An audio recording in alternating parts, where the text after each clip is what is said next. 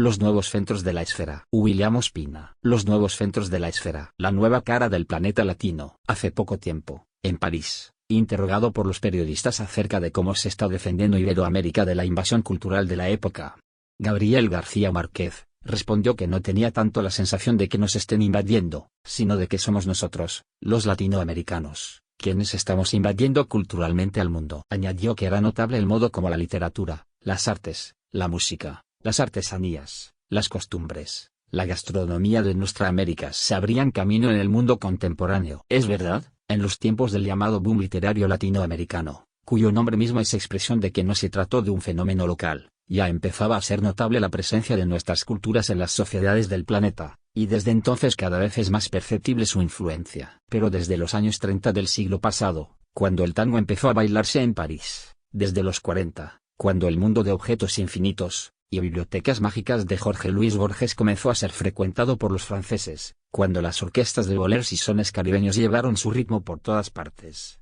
cuando se empezó a ver el cine mexicano, y cuando Pablo Neruda escribió su Residencia en la Tierra y su Canto General, desde los 50, cuando se hicieron sentir a la vez los mambos de Pérez Prado, la narrativa de Juan Rulfo y los comienzos románticos de la Revolución Cubana, y desde los años 60, cuando Julio Cortázar, Jorge Amado, Mario Vargas Llosa, Joao Guimarães Rosa, Carlos Fuentes, José Lezama Lima, Alejo Carpentier, Ernesto Sabato, Ernesto Cardenal, Miguel Ángel Asturias y el propio Gabriel García Márquez se convirtieron en nuestros mayores escritores del siglo, y algunos de ellos en verdaderas leyendas vivientes. La progresión no ha dejado de crecer. Un fenómeno que se daba, paralelamente, se nos hizo cada vez más visible, que también las artes plásticas de Latinoamérica se habían ido abriendo camino en el mundo occidental, desde los tiempos de los grandes muralistas mexicanos, y de los artistas uruguayos Pedro Figara Torres García, pasando por Frida Kahlo, Remedios Varo, Edgar Negrete, Eduardo Ramírez Villamizar, Armando Raverón,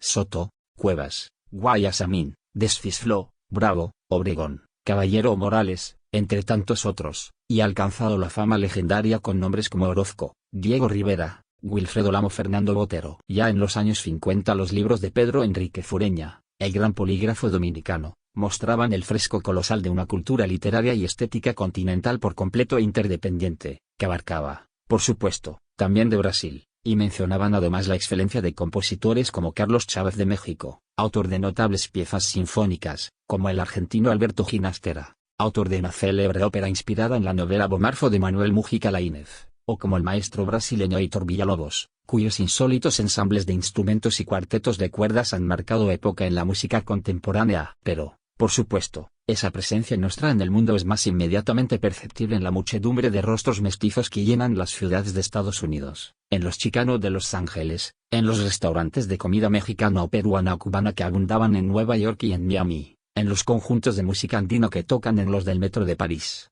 en esos barcos anclados en el Támesis, no lejos del Big Ben, donde enjambres de colombianos incorregibles toman aguardiente y oyen canciones de despecho, en el hecho de que las cadenas de televisión con más audiencias en Estados Unidos son las llamadas cadenas hispanas. Ello se debe, por igual, a que cada vez hay más emigrantes latinoamericanos, y también a que el proceso de intercomunicación planetaria favorece, necesariamente, a quienes tienen más cosas por mostrar y por decir, y la diversidad cultural latinoamericana es una de las más notables, aunque todavía no de las más conocidas, del mundo. Esos inmigrantes llegaron por oleadas a Europa y Estados Unidos, los cubanos del exilio, los mexicanos en busca de trabajo, los chilenos arrojados por Pinochet, los argentinos y uruguayos perseguidos por sus dictaduras, los colombianos expulsados por la violencia, los brasileños, puertorriqueños, dominicanos, peruanos, que buscan un futuro mejor en los países ricos, y que creyendo llevar solamente sus necesidades, y sus ilusiones llevan también consigo sus lenguas, sus tradiciones, sus costumbres, y una nostalgia singular con espíritu de bolero y de son y de tango, una nostalgia curiosa que no parecen sentir los ingleses, los franceses ni los italianos en su relación con su mundo de origen. Pero qué gentes son estas que a pesar de su enorme diversidad son percibidas por el mundo como un solo pueblo, y han merecido, por una de esas curiosas volteretas en que se complace la historia, heredar el nombre de una de las más ilustres tradiciones culturales del planeta, hasta ser llamados, genéricamente, los latinos. Interrogar su génesis es asomarse al más decisivo de los hechos históricos de la modernidad, es mirar en el corazón de Occidente, y ver una edad de hierro y sangre que lenta inexorablemente, al ritmo de sus agonías y de sus esperanzas, se va cambiando en elocuencia y en música. Cuando hablamos del descubrimiento de América, tendemos a mirarlo como un momento histórico y como un hecho geográfico, el ápice de la fortuna en la edad de los descubrimientos, el instante en que las dos caras del planeta, hasta entonces totalmente separadas, se miraron por primera vez. Resulta asombroso pensar que hasta hace apenas 5 siglos el Océano Atlántico, que es hoy la ruta de muchas de nuestras migraciones, era una extensión marina que prácticamente nunca había sido visitada por los seres humanos. Algún dragón perdido de esos incansables viajeros, los vikingos, había tocado las costas de Terranova, y había dejado olvidadas unas monedas de plata en sus bosques. Pero la aventura descubridora de los nórdicos no dejó huellas en la historia. El descubrimiento español marcó más tarde el comienzo del más grande imperio conocido hasta entonces, e hizo decir a Carlos V que en sus dominios no se ocultaba el sol, pues cuando se ponía sobre las sierras doradas de California ya estaba alboreando sobre las islas Filipinas, y cuando se ocultaba en Manila estaba asomando sobre los últimos pinares de Alemania. Pero América no fue un punto más de llegada de los europeos. Fue, en muchos sentidos, una prolongación de su civilización, y unió su destino al destino de Europa de un modo que nunca se cumplió plenamente en Asia ni en África. Ni Alejandro helenizó a Persia, ni Julio César romanizó a Egipto, ni Roma latinizó a Cartago ni al Asia Menor, y la verdad es que después ni los ingleses europeizaron a la India y la China, ni los franceses lograron llevar el espíritu cartesiano a la península indochina. A partir del descubrimiento, América fue un laboratorio de mezclas étnicas y de fusiones culturales vasto y complejo, aunque durante mucho tiempo esas convergencias y esas funciones estuvieron por fuera de la mirada y de la conciencia de la gran cultura occidental. Para Europa, América significó una súbita expansión del territorio disponible, y la verdad es que en poco más de 4 siglos llegaron aquí unos 100 millones de inmigrantes. Hoy son nuestros países los que envían sus desplazados y sus desheredados en busca de futuro a tierras más afortunadas, pero conviene no olvidar que América fue, en otros tiempos, el refugio de la humanidad, y que en nuestro continente encontraron su hogar y su destino millones de seres humanos desterrados por el hambre, las guerras y las tiranías. Tal vez nunca en la historia se hayan producido tan masivos desplazamientos de seres humanos como los que vinieron a América, ni siquiera cuando las hordas de indoeuropeos avanzaron ocupando Europa, ni cuando el Imperio Romano se apoderó del mundo conocido, ni cuando los moros ocuparon los confines al norte del Mediterráneo, ni cuando las huestes de Gengis Khan arrasaron el Asia. Los españoles ocuparon el Caribe, avanzaron sobre los reinos de los aztecas en 1521, de los incas 1532 y de los chipses en 1538. Después los portugueses ocuparon la extensísima región brasileña, y solo un siglo después del descubrimientos, cuando ya el Caribe, los antiguos territorios de los imperios nativos, y estas regiones nuestras de tierra firme estaban ocupados por los conquistadores,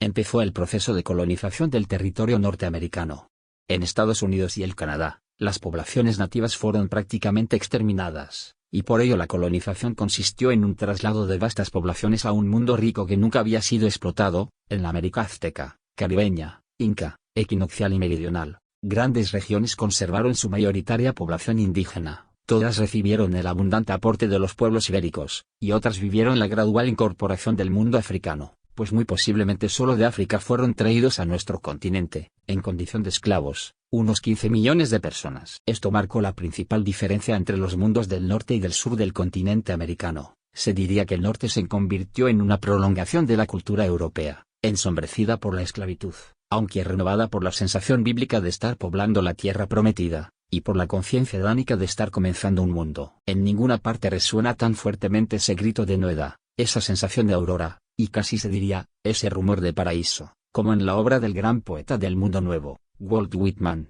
el hijo de Manhattan. La América Latina, mientras tributaba por 3 siglos sus riquezas a Europa, vivió algo muy diferente, la fusión en distintos grados de las culturas de los 3 continentes, que formaron nuestro primer gran mosaico cultural, países mayoritariamente blancos de origen europeo, como Argentina, Uruguay y hasta cierto punto Chile, países mayoritariamente indígenas, como México, Guatemala, Ecuador, Perú y Bolivia, países mayoritariamente mulatos, como Brasil, Cuba, República Dominicana, Haití o Jamaica, y países mestizos, como Colombia o Nicaragua, que no son ni mayoritariamente blancos, ni indígenas, ni africanos, sino que presentan una gran cantidad de mezclas raciales y culturales. En la antigüedad, Roma fue un imperio vastísimo, y llevó a todos los pueblos la gran lengua latina, y a muchos de sus habitantes la condición de civitas, de ciudadano. Pero a su caída sobrevino una edad de desintegración, donde cada pueblo se encerró en sus fronteras, las grandes rutas continentales fueron abandonadas, la economía y la política asumieron formas locales,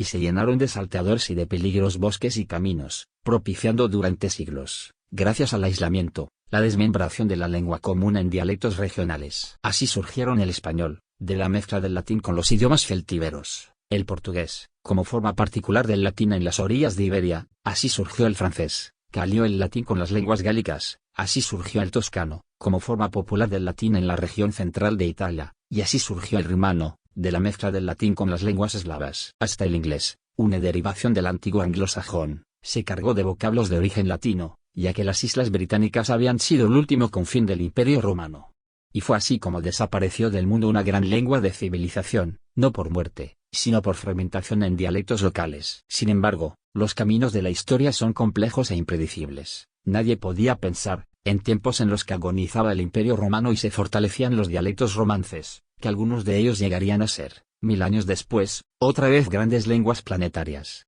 De ellas, ninguna ha tenido la curiosa suerte que tuvieron el español y el portugués. Pero es que con la información del gran imperio ibérico de Carlos V, en el siglo XVI, también se sentaron las bases de la nueva era económica, al nacer, gracias al tráfico de metales de América, el comercio mundial. Por ello, cuando el imperio se desintegró, al llegar a comienzos del siglo XIX, la independencia de las naciones iberoamericanas, los países no se aislaron plenamente como en tiempos de la declinación de Roma, y el creciente fenómeno de la globalización nos ha encontrado en posesión de unas lenguas comunes vigorosas y enriquecidas. Ahora bien, pocas historias tan ejemplares como la del enriquecimiento de esas lenguas. La lengua latina había producido en España algunas de las expresiones literarias más altas de su tiempo, las obras poéticas y filosóficas de Lucano y de Séneca. Nada sorprendente para una región que también había regenerado políticamente al imperio al dar nacimiento a los grandes emperadores Trajano y Adriano, que fueron luz de su época. Pero después de la caída del imperio, el primer gran aporte ajeno fue la algarabía.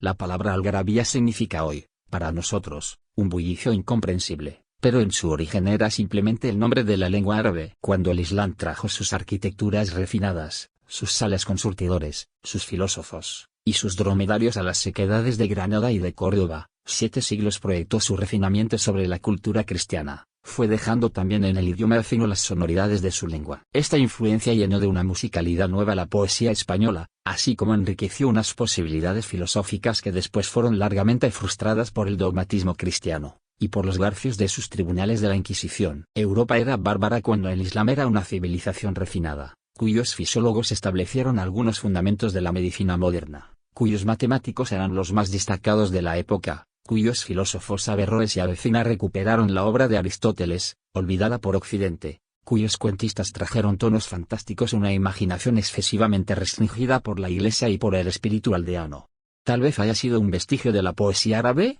que venera la musicalidad en el lenguaje como una virtud en sí misma, no tributaria necesariamente de un sentido al modo los arabescos son música pictórica, y no representación de imágenes ni de ideas, lo que permitió el surgimiento de aventuras poéticas como la de Góngora, tejedor de cristales y caprichoso arquitecto verbal. Pero por los tiempos mismos del descubrimiento, los poetas Juan Boscán y Garcilaso de la Vega aceptaron el reto de un embajador veneciano para traer al español la musicalidad de la lengua italiana, los ritmos y las formas de la poesía que habían refinado Petrarca con sus sonetos, los trovadores con sus canciones, y Dante con los tercetos de su viaje por los pozos fétidos del infierno, por los peñascos musicales del purgatorio y por las terrazas del paraíso, sostenidas por columnas de justos y por alas de ángeles. Allí comenzó el siglo de oro español, que cantó al amor a la vez sensual y místico en la voz de San Juan de la Cruz, que tejió con músicas delicadas pensamientos imborrables en la voz de Fray Luis de León, que razonó hondamente y moralizó en los endecasílabos armoniosos de Quevedo, que supo ser flexible y apasionado en los versos de Lope de Vega, que construyó los periodos admirables en su sonoridad y en la laboriosidad de Luis de Góngora, y que finalmente recogió su fuerza expresiva, y su capacidad de testificar a la vez la muerte de una época y el nacimiento de otra,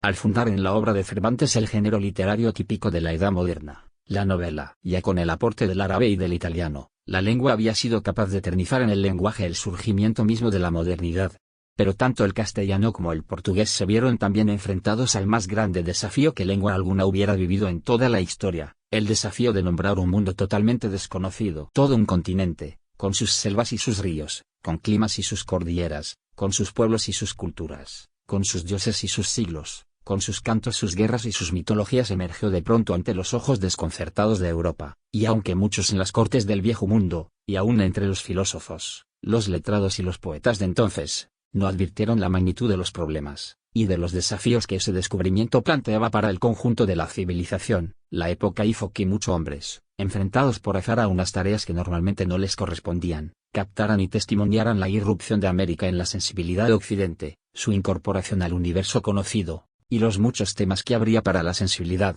para la imaginación y para el pensamiento. Ahí vio el mundo una edad en que humildes soldados se convertían en grandes creadores del lenguaje, en el que los mercaderes se cambiaban en narradores, en el que los aventureros hambrientos encontraban la poesía de la sangre y del oro. Muchos historiadores se han preguntado por qué fueron tan pocos los grandes sabios, y los grandes escritores de Europa que vinieron a vivir la experiencia directa del mundo americano, y por qué tuvieron ser casi siempre unos guerreros de mediana cultura, y unos cronistas de formación nada exquisita a quienes le fue dado a reconocer este mundo, describir el primer choque de las culturas, y conservar para los siglos el testimonio de esas auroras de sangre. El mundo sabe improvisar sus poetas y sus conductores cuando los necesita. Dadas las circunstancias de la época, dados los dogmatismos y los rigores de la Inquisición, me atrevo a pensar que no estuvo tan mal que hubieran sido esos personajes modestos en su formación quienes tejieron el vasto cosmos de las crónicas de Indias, y pintaron el sangriento tapiz de la época. Tal vez los filósofos y los sabios, formados en una más rígida tradición que los inexpertos escribanos y que los aventureros desprevenidos, habrían visto menos de los vieron los cronistas, y tal vez lo habrían inscrito en un lenguaje más adocinado de las formalidades de la época, de un modo menos perceptivo. Muchos cronistas de Indias, como muchos de los autores de las sagas guerreras de Islandia, tomaban sus recursos de la vida más que los hábitos de la tradición, y eran enormemente inventivos porque sus giros literarios a menudo se los imponía el vértigo mismo de los hechos. Lo cierto es que gracias a esos autores, a Bernal Díaz del Castillo y a Gonzalo Fernández de Oviedo, a Bartolomé de las Casas y a Cieza de León, a Juan de Castellanos y a Fray Pedro Simón, entre tantos memorables testigos de los primeros tiempos de América, la substancia de un mundo que no volveremos a ver, y el torbellino de una época irrepetible se salvaron para la posteridad, y representaron un nuevo aporte al proceso de enriquecimiento de la lengua. Pero lo que ocurría era la formación de una nueva era mundial. Debido al descubrimiento de América, a la confirmación de la redondez del planeta, y a la relativización de muchas viejas verdades gracias a las preguntas que este descubrimiento traía consigo. Grandes sabios, a lo largo de la historia, habían sugerido e incluso demostrado la redondez del planeta, pero una cosa es pensarlo y otra cosa es vivirlo. Solo a comienzos del siglo XVI, comenzó la humanidad a vivir de verdad en una esfera, y todavía sería lenta la conquista de la conciencia de esa esfera, pues podemos afirmar que la humanidad siempre fue capaz de vivir, no en la plenitud de una cosmovisión, sino en retazos de cosmovisiones distintas, toscamente ensambladas hasta producir una ilusión de coherencia. Solo a fines del siglo XX, pudimos ver a la Iglesia Católica aceptando las verdades de Galileo, y el hecho tuvo ribetes sorprendentes porque la Iglesia, sin duda sincera en su contrición, decidió graciosamente perdonar a Galileo, 5 siglos después, cuando lo único sensato habría sido pedirle perdón. Así que el hecho de que las verdades se demuestren no garantiza que la humanidad realmente las incorpore a su realidad cotidiana, y se diría que el mundo vive espontáneamente en una niebla mezclada de certezas y de fantasías, a las que a menudo solo les dan coherencia los mitos. El oro y la plata de América fueron decisivos en la consolidación de la sociedad mercantil. Más de 20.000 toneladas de plata mexicana y peruana, y una cantidad indeterminada de toneladas de oro de la Nueva Granada y de otras regiones, eran sin duda un caudal gigantesco, que corrió por las venas de Europa, y que harto contribuyó a la formación del capitalismo moderno. Todavía es conmovedor ver esas estatuas de oro de la Catedral de Sevilla, en las que ingresó al culto del dios cristiano el oro fundido de los dioses solares de América, pero fue a manos de los banqueros alemanes, de los piratas ingleses y de los mercaderes de Flandes que fue a parar la mayor parte de esa riqueza que no hizo fortuna de España. También sabemos que el contacto con las culturas americanas, a pesar de la barbarie con que fueron destruidas, fue la base de las meditaciones de Bartolomé de las Casas y de Francisco de Vitoria, que dieron origen al derecho humanitario, inspiró las reflexiones de Montaigne, uno de los pilares de la modernidad, estimuló la elaboración de la utopía de Tomás Moro, hizo renacer los viejos mitos europeos, la leyenda de la ciudad de oro, la leyenda del país de las Amazonas, la isla de la fuente de la eterna juventud, los escollos de las sirenas y el sueño del país de la canela. Ese mundo alimentó, finalmente, en Rousseau la leyenda del buen salvaje, y el culto de la naturaleza que inspiraría los sueños y los paisajes del romanticismo, y que sería uno de los principales estímulos para la aparición de la etnología y la antropología, disciplinas que han cambiado la sensibilidad de las sociedades contemporáneas. Todo aquello era, pues, una plenitud, pero también un comienzo, donde terminaba por entonces la tarea de la España imperial, que, como diría Hegel, por estar lanzado su ocaso, Ahí estaba el comienzo de la aventura cultural americana, pero desde entonces pasaron siglos antes de que tanto la América Latina como la península ibérica volvieran a encontrarse en el corazón de la historia. No me atrevo a afirmar que ello haya ocurrido plenamente. Creo que nuestras culturas se preparan para un gran porvenir, y creo que los siglos que hemos vivido han sido siglos de una compleja y desmesurada gestación, pero ya es posible advertir que la nuestra ha dejado de ser una región marginal del mundo, y para no insistir en largos recuentos históricos, quiero, simplemente, reflexionar sobre algunos elementos aislados. Uno muy importante es que a pesar de la enorme fragmentación política y económica de nuestros países, es posible advertir que cada vez que surgen grandes movimientos culturales, estos se presentan de modo simultáneo en todo el continente. Cuando surgió la generación ilustrada que preparó la independencia, cuando se libraron las batallas de la libertad, los destinos de grandes hombres de estas tierras fueron destinos continentales. Aquella generación de patriotas latinoamericanos conmovió al mundo, y no hay duda de que a comienzos del siglo XIX, nuestros países formaron parte destacada de la historia mundial. No es solo porque hallamos la estatua de Bolívar en el puente Alejandro III, en París, o en el centro de una plaza de El Cairo, o en el Parque Central de Nueva York, no es solo porque en los recuentos enciclopédicos de los grandes hechos del milenio, no por ligeros menos significativos, se advierte que los dos grandes momentos de América Latina que figuran son la edad de la conquista y la edad de la independencia. Es evidente que, aunque América estaba incorporada a la historia mundial desde el descubrimiento, y era ya desde entonces inconcebible sin el aporte de Europa y de África, solo en los últimos años del siglo XVIII, y en los primeros del XIX, pareció tomar conciencia de su ubicación cósmica, y pareció asumir la decisión de tomar el destino en sus manos. Hay que oír el modo como hablaba Bolívar para percibir la magnitud de su conciencia histórica, y la fina percepción que tenía de su época y del modo como pertenecíamos al mundo. Nosotros somos un pequeño género humano, escribió Bolívar en la carta a Jamaica poseemos un mundo aparte, cercado por dilatados mares, nuevo en casi todas las artes y ciencias, aunque en cierto modo viejo en los usos de la sociedad civil. Yo considero el estado actual de la América, como cuando desplomado el Imperio Romano cada desmembración formó un sistema político, conforme a sus intereses y situaciones o siguiendo la ambición particular de algunos jefes, familias o corporaciones, con esta notable diferencia, que aquellos miembros dispersos volvían a restablecer sus antiguas naciones con las alteraciones que exigían las cosas o los sucesos, mas nosotros, que apenas conservamos vestigios de lo que en otro tiempo fue, y que por otra parte no somos indios ni europeos, sino una especie media entre los legítimos propietarios del país y los usurpadores españoles, en suma, siendo nosotros americanos por nacimiento y nuestros derechos los de Europa, tenemos que disputar estos a los del país, y que mantenernos en él contra la invasión de los invasores. Así nos hallamos en el caso más extraordinario y complicado, no obstante que es una especie de adivinación indicar cuál será el resultado de la línea de política que la América siga.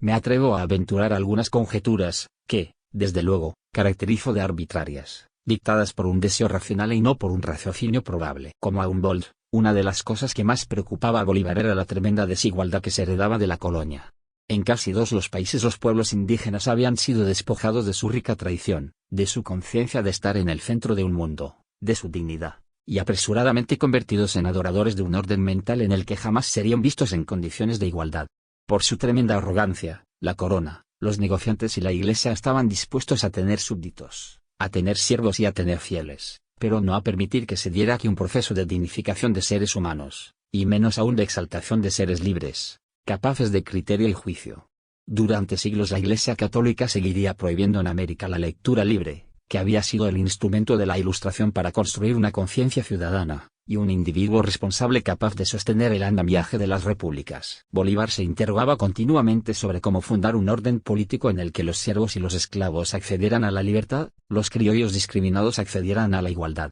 y unos y otros accedieran a la fraternidad, principios que tan elocuentemente pregonaban en Francia los cañones de la Revolución. Pero si era difícil en París hacer que franceses accedieran a la libertad, la igualdad y la fraternidad, en París, donde todos formaban parte de una nación homogénea con más de 4 siglos de existencia unificada, cohesionada por una larga tradición, ¿qué esperar de pueblos formados por indios, criollos y negros, mestizos, mulatos y zambos? ¿Qué esperar de esos criollos más dispuestos a conquistar notoriedad, y poder que a convivir con la mulatería y con la indiada? ¿Qué esperar de esos remanentes de las viejas culturas nativas? ¿Qué hacer con esas religiones sincréticas? ¿Qué hacer con los ricos patriotas que estaban dispuestos a luchar por la independencia, pero no a darles la libertad a sus muchos esclavos? ¿Qué haces con esos mineros y hacendados que vivían de enviar sus metales y sus productos de España? ¿Qué hacer con esos comerciantes que vivían del intercambio con las metrópolis? ¿Qué hacer con los que habían aprendido los mil matices de la trampa de la burocracia, con la ya floreciente tradición del legalismo sinuoso, ese imperio de leguleos que apretaban,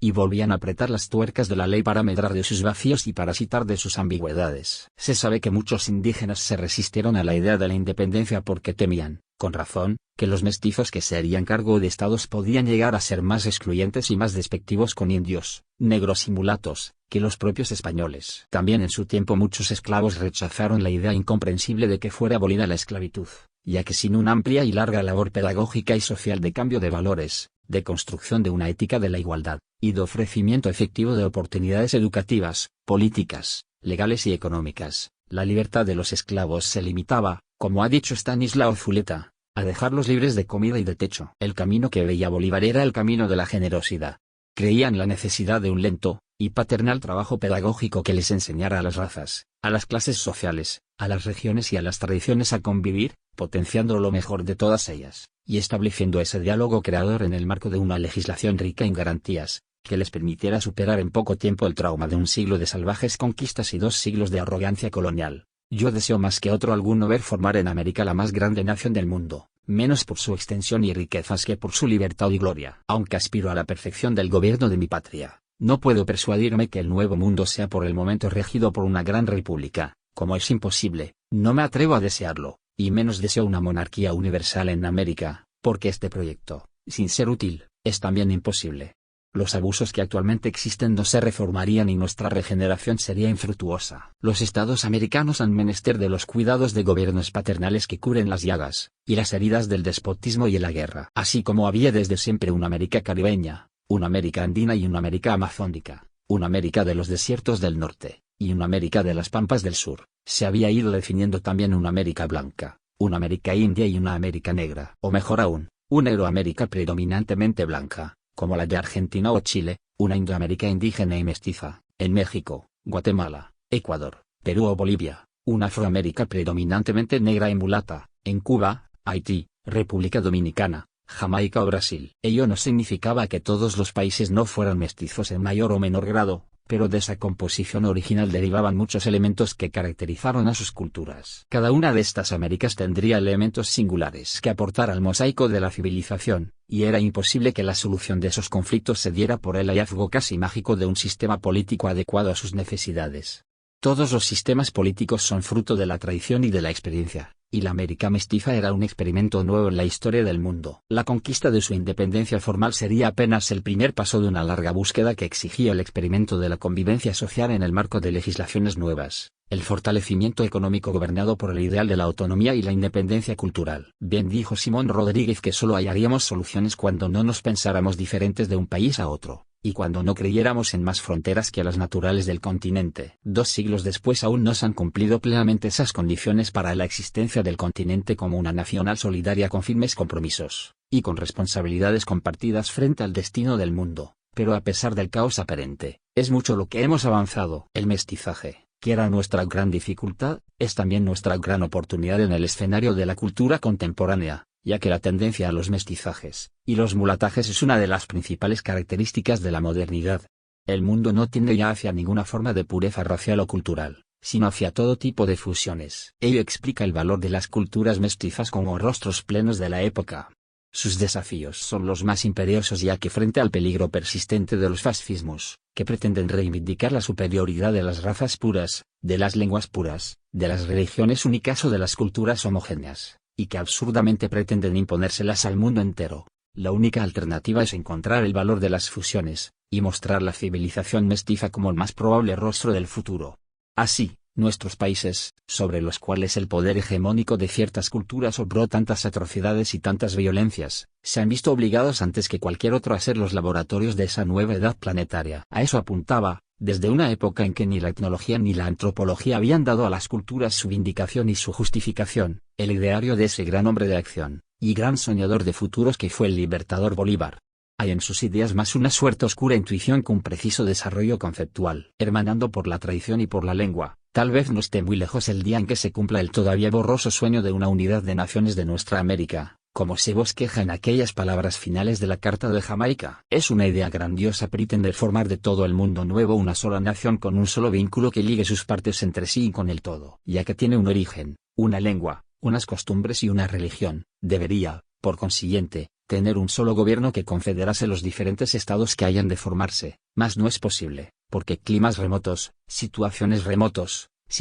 diversas, intereses opuestos, caracteres desemejantes, dividen a la América. Qué bello sería que el Istmo de Panamá fuese para nosotros lo que el de Corinto para los griegos. Ojalá que algún día tengamos la fortuna de instalar ahí un augusto congreso de los representantes de las repúblicas, reinos e imperios a tratar y discutir sobre los altos intereses de la paz y de la guerra, con las naciones de las otras partes del mundo. Esta especie de corporación podrá tener lugar en alguna época dichosa de nuestra regeneración. Otra esperanza es infundada, semejante a la del abate St. Pierre, que concibió el laudable delirio de reunir un Congreso Europeo para decidir de la suerte y de los intereses de aquellas naciones. En nuestra época hemos visto, sin embargo, como los estados de Europa, mucho más distintos unos de otros, y tradicionalmente muy más enfrentados por guerras, conflictos religiosos y diferencias culturales, han llegado a las puertas de una confederación. A fines del siglo XIX, otra generación admirable asumió el desafío de buscar nuestro ingreso en la modernidad. También ahí fue en el campo de la lengua, y en particular de la literatura, donde se dio ese esfuerzo por romper los esquemas rígidos de unas sociedades que habían perdido su vocación planetaria, y se habían encerrado en su sueño letárgico de aldeas,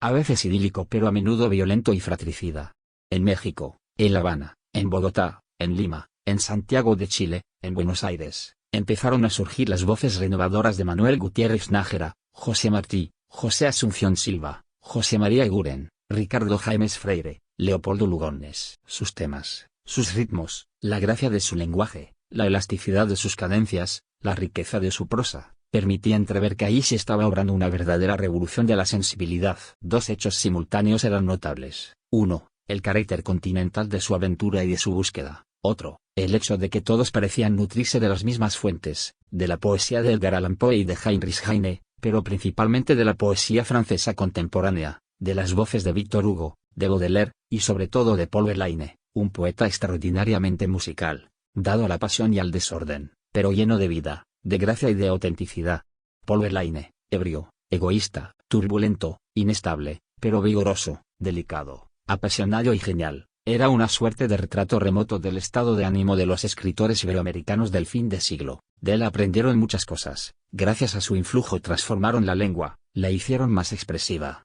más armoniosa, más llena de matices, más irreverentes y más sensual. Lo que nos estaba llegando era un lenguaje para la pasión que estaba como contenida en unos países llenos de riqueza cultural y de diversidad humana, pero acallados mucho tiempo por el colonialismo, y después por la estrechez de miras de una política aldeana. Ahora volvíamos a asomar la cabeza a la realidad del planeta. El más destacado miembro de aquella generación literaria, el nicaragüense Rubén Darío, no solamente llevó a su plenitud en el verso, y en la prosa muchas de las conquistas parciales de sus amigos y colegas, sino que fue el escogido por el destino para llevar hasta España la evidencia de esta aventura de la modernidad. Cuando llegó a Madrid, en 1898, España acababa de vivir su guerra con Estados Unidos, había perdido sus últimas posesiones en el Caribe, las islas de Cuba y Puerto Rico sus últimas posesiones en el Pacífico, las islas Filipinas, y con ellas había perdido los últimos vestigios de su imperio mundial. Las viejas generaciones literarias españolas sucumbían a la postración en un país desencantado, pero las nuevas estaban ávidas de encontrarse con el mundo y de construir una España moderna, adaptada a la época, capaz de vivir plenamente la nueva aventura de no ser ya un imperio casi ficticio, sino una de las más originales naciones de Europa. Ahí encontró Rubén Darío a esos jóvenes, Antonio Machado y Miguel de Unamuno, Juan Ramón Jiménez y Ramón del Valle Inclán, también grandes lectores del francés, y renovadores de la sensibilidad,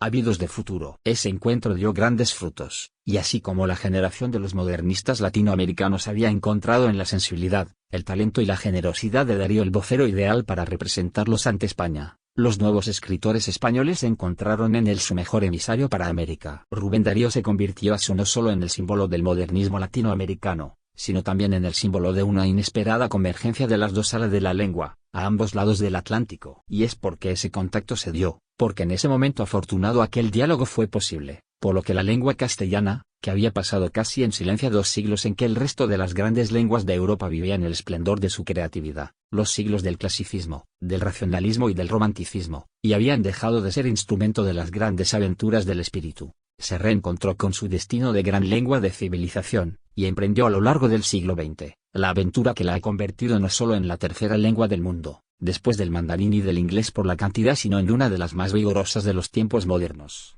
una de las lenguas que tendrán que asumir de un modo protagónico en el planeta la responsabilidad del futuro, las tareas de reflexión, de creación y de comunicación que se abren ante nosotros en esta encrucijada de los siglos. En 1936, el gran escritor y pensador mexicano Alfonso Reyes pronunció en un foro internacional, y publicó en la revista Sur, de Buenos Aires, unas reflexiones sobre el modo como percibían nuestros mayores su destino como hijos de este continente. La inmediata generación que nos precede, todavía se creía nacida dentro de la cárcel de varias fatalidades concéntricas. Los más pesimistas sentían así, en primer lugar, la primera gran fatalidad, que consistía desde luego en ser humanos, conforme a la sentencia del antiguo Sileno recogida por Calderón, porque el delito mayor del hombre es haber nacido. Dentro de este, venía el segundo círculo, que consistía en haber llegado muy tarde a un mundo viejo. Aún no se apagaban los ecos de aquel romanticismo que el cubano Juan Clemente Fenea compendia en 2 versos: mis tiempos son los de la antigua Roma, y mis hermanos con la Grecia han muerto. En el mundo de nuestras letras, un anacronismo sentimental dominaba a la gente media. Era el tercer círculo, encima de las desgracias de ser humano y ser moderno, la muy específica de ser americano, es decir, nacido y arraigado en un suelo que no era el foco actual de la civilización, sino una sucursal del mundo. Para usar una palabra de nuestra Victoria Ocampo, los abuelos se sentían propietarios de un alma sin pasaporte. Y ya que ser americano, otro hándicap en la carrera de la vida era el ser latino o, en suma, de formación cultural latina. Era la época de la quotient la superiorité des anglo-saxons. Era la época de la sumisión al presente estado de las cosas, sin esperanzas de cambio definitivo ni fe en la redención. Solo se oían las arengas de Rodó, nobles y candorosas. Ya que se pertenecía al orbe latino, nueva fatalidad dentro de él pertenecer al orbe hispánico. El viejo león hacía tiempo que andaba decaído. España parecía estar de vuelta de sus anteriores grandezas, escéptica y desvalida. Se había puesto el sol en sus dominios.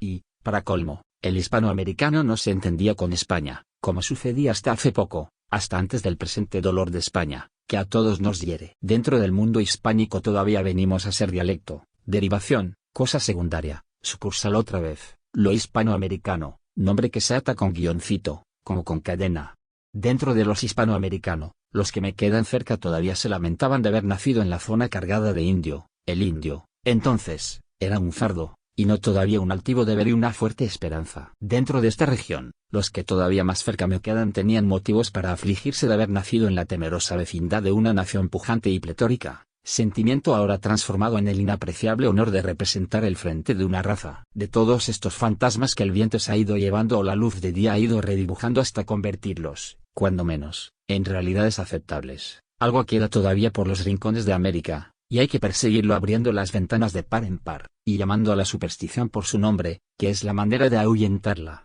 Pero, en sustancia, todo ello está ya rectificado. Sentadas las anteriores premisas y tras este examen de causa, me atrevo a asumir un estilo de alegato jurídico. Hace tiempo que entre España y nosotros existe un sentimiento de nivelación y de igualdad. Y ahora yo digo ante el Tribunal de Pensadores Internacionales que me escucha, reconocemos el derecho a la ciudadanía universal que ya hemos conquistado. Hemos alcanzado la mayoría de edad. Muy pronto os habituaréis a contar con nosotros. Hasta aquí el texto de Alfonso Reyes. Yo me atrevo a afirmar que ese tiempo ha llegado, y el propio Alfonso Reyes es uno de los forjadores de esta edad en que el específico modo de pensar, y el muy diverso estilo de creación de nuestras culturas ha empezado a hacerse indispensable para el mundo. El siglo XX, fue el siglo en que Iberoamérica pasó de la invisibilidad, y la lejanía a estar en el centro de los dramas del mundo contemporáneo, pero en el centro también de sus aventuras espirituales. Nadie puede ignorar que nuestra presencia actual en el ámbito internacional está profundamente marcada por las dificultades propias de nuestra realidad, por la persistencia de males muy modernos.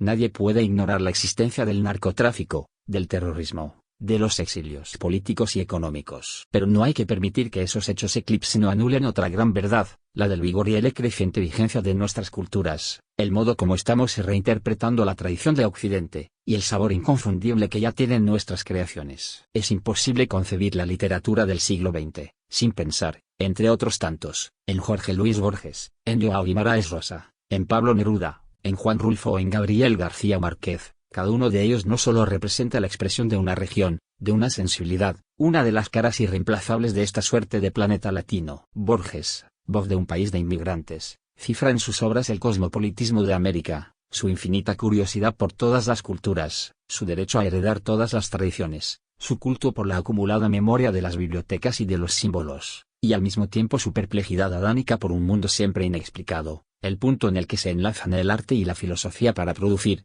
no certezas que agobian y acallan sino estados privilegiados de asombro y de gratitud. Rulfo, voz de un mundo indígena, aparentemente abolido, hace surgir en su poesía el rumor espectral de una realidad en donde la vida y la muerte se enlazan, en donde el tiempo es a la vez un soplo de vigilia y de sueño, en donde la intimidad y la historia dialogan en el lenguaje descarnado de las emociones elementales. Neruda y Guimarães Rosa nos asoman a la turbulencia de un mundo donde todavía existe la naturaleza en un sentido que muchas regiones del planeta ya han perdido, una naturaleza que el lenguaje asedia y nunca alcanza del todo. Nos asoman a la eterna aventura americana de intentar nombrar con una lengua siempre insuficiente un mundo de desmesurada fecundidad y de poderosa violencia, y nos revelan cómo sigue siendo urgente la tarea de incorporar lo innominado, y lo desconocido en el orden de lo sagrado y de lo humano, la tarea central de toda la poesía. Gabriel García Márquez, voz del universo múltiple del Caribe, fusiona la musicalidad de la lengua castellana con el desconcertante pensamiento mágico de los pueblos indígenas, y con la alegría y la sensualidad de las culturas africanas, para producir el esplendor de la novela mestiza,